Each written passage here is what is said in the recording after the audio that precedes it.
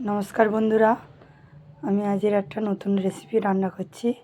আলু দিয়ে silver cup মাছের ঝোল। আলুটা প্রথমে কেটে নিতে হবে, এরকম সাইজের সুন্দর করে কাটা হয়ে গেছে। কেটে ধুয়ে নিলাম।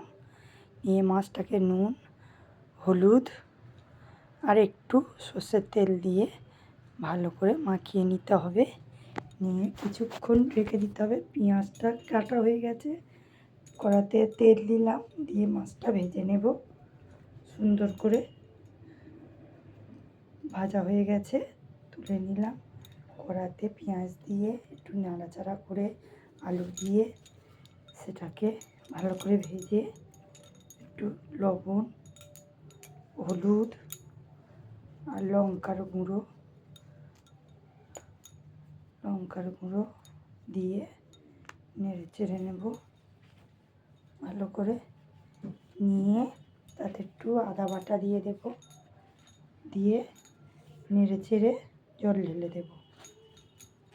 একটু ভালো করে ভাজাভুজি হয়ে গেলে জল ঢেলে দিয়ে তাতে মাছ দিয়ে দেব। ফুটে গেলে মাছ একটু জিরের গুঁড়ো আর একটু গরম মশলার গুঁড়ো দিয়ে ভালো করে নেড়ে চেড়ে তৈরি। ঢেলে নেব গরম গরম ভাতের সাথে। খেতে হেভি সুন্দর লাগবে। আপনারা বাড়িতে ট্রাই করবেন, রান্না করবেন, করে খেয়ে দেখবেন, সুন্দর লাগবে। ভালো যদি লাগে লাইক, কমেন্ট আর বেল আইকন বাজিয়ে দেবেন।